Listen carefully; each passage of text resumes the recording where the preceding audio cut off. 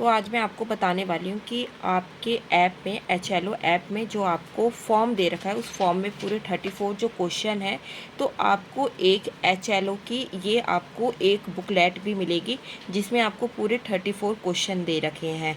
तो ज़रूरी नहीं है कि डायरेक्ट आप HLO ऐप में यानी कि मोबाइल में डायरेक्टली आप फैमिली से पूछकर आप यहाँ पे आंसर फेरें।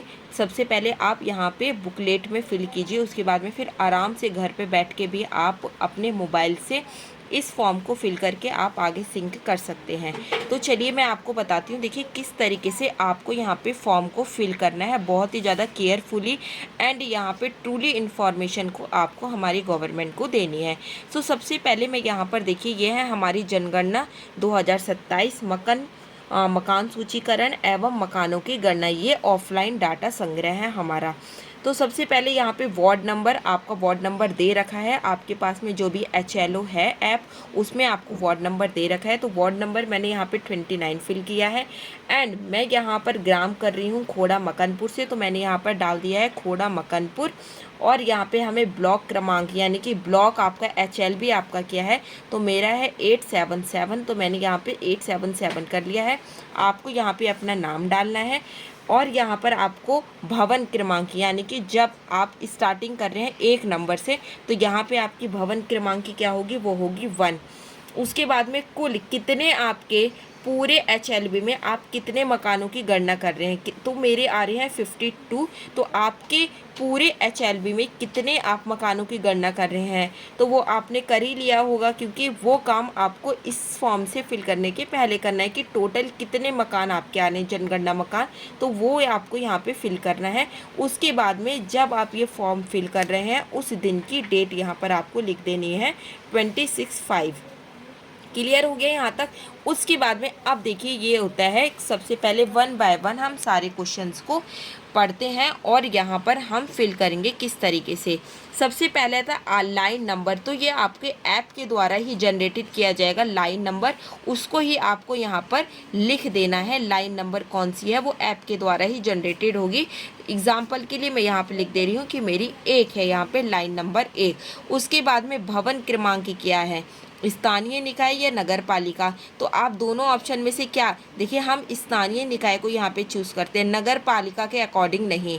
नगर पालिका के अकॉर्डिंग अगर भवन क्रमांक देंगे तो वो आपके अलग हो जाएंगे क्योंकि नगर पालिका के अकॉर्डिंग हर एक ग्राम में अलग मकान दिए गए हैं। अगर मैं खोड़ा मकनपुर में दे रही हूँ तो हमारे जो HLO भी दे रखा है उसके अकॉर्डिंग हम स्थानीय निकाय की, मैंने यहाँ पर 1 दे रखा है तो 1 शो किया है। और जनगणना मकान संख्या क्या होगी, वो होगी मेरी 111।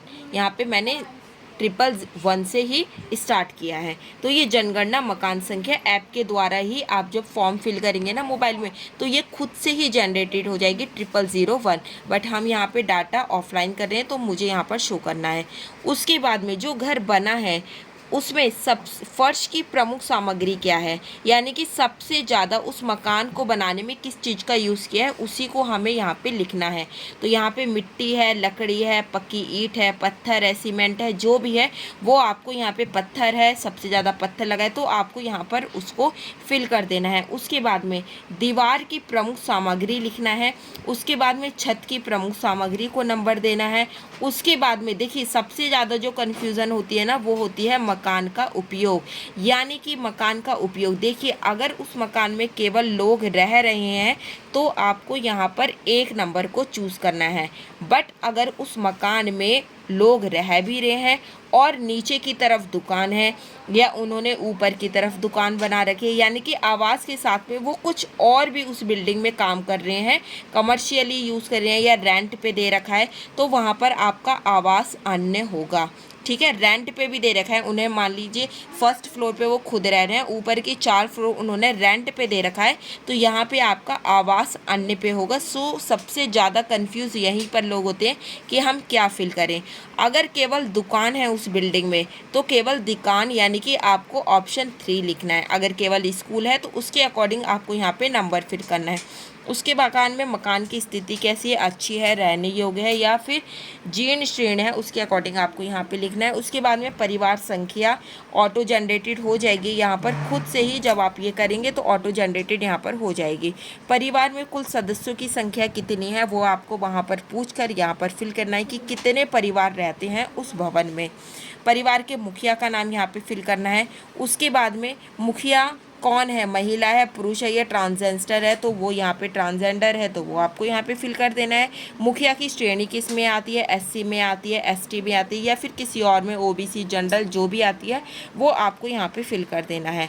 एंड उसके बाद में 14 क्वेश्चन आएगा, मकान का स्वामित्व क्या है, अपना है या फिर किराए पे दे रखा है या किराए का है, अपना अन्य है, अपना है या किराए का है, अपना नहीं है, तो जो भी है इसमें उसको ऑप्शन को यहाँ पे फिल कर देना है।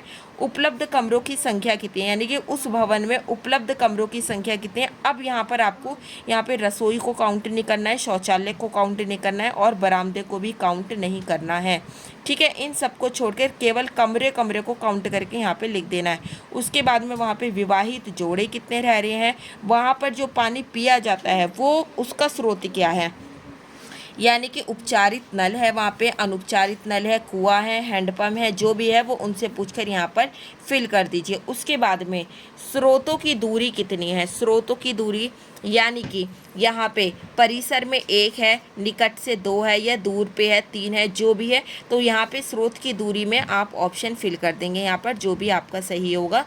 प्रकाश का मुख्य साधन क्या है, बिजली है, कैरोसिन है, जो भी है, जिस तरीके से वो प्रकाश लेते हैं वो फिल करना है। शौचालय की उपलब्धता यहाँ पे फिल करना है कि निजी है, मान ले 4-5 परिवार रहते हैं तो वो निजी में जाते हैं या अपना अलग अलग है या सार्वजनिक है या वो खुले में जाते हैं, उसके अकॉर्डिंग फिल करना है। उसके बाद शौचालय का प्रकार क्या है, फ्लश है या पॉर फ्लश है, उसके अकॉर्डिंग यहाँ पे फिल कर देना। अपशिष्ट जल निकासी क्या है, ढकी नाली है, खुली नाली है, वो यहाँ लिख देना है। स्नान की सुविधा क्या है, स्नान घर बना हुआ है या बिना छत का है या नहीं है, रसोई है या एलपीजी है या पीएनजी कनेक्शन है, वो फिल करना है।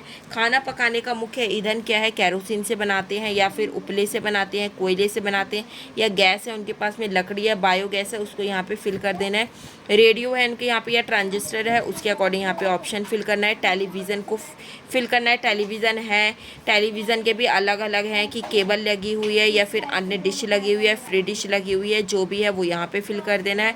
अगर देखिए अभी जो चल रहा है ना, बहुत सारे लोग वाईफाई से कनेक्टेड करते हैं तो वहाँ पर आपको अन्य को फिल करना है, अन्य, ठीक है, अन्य को फिल करना है क्योंकि वहाँ तो केबल भी नहीं है, डिश भी नहीं है, फ्री डिश भी है, तो यहाँ पे अन आ जाएगा। स्मार्ट टीवी को वो किससे कर देते हैं, अपने वाईफाई से कनेक्ट कर देते हैं, वाईफाई लगवा देते हैं, तो वहाँ पे अन्य आएगा। इंटरनेट सुविधा यहाँ पे लैपटॉप में है, मोबाइल में है या अन्य उपकरण में है, तो अन्य उपकरण जो भी है आपका तो वहाँ पर आ जाएगा। लैपटॉप कंप्यूटर की उपलब्धता है या नहीं है वो कर देना। टेलीफोन, मोबाइल फ़ोन जो भी है वो यहाँ पे फिल कर देंगे। साइकिल, स्कूटर, मोटरसाइकिल उनसे पूछ के अकॉर्डिंग यहाँ फिल करेंगे।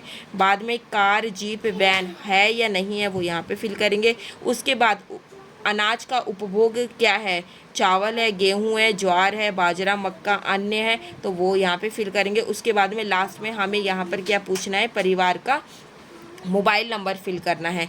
मोबाइल नंबर फिल करने के बाद में ये पूरा आपका हो जाएगा, डाटा आपका ऑफलाइन पूरा रेडी हो जाएगा। अब आपको क्या करना है, इसको जब भी आपके पास में टाइम हो तो इसको ऑनलाइन आप फिल करके मोबाइल में इसी तरीके से सेव और आप सिंक कर दीजिए। Thank you.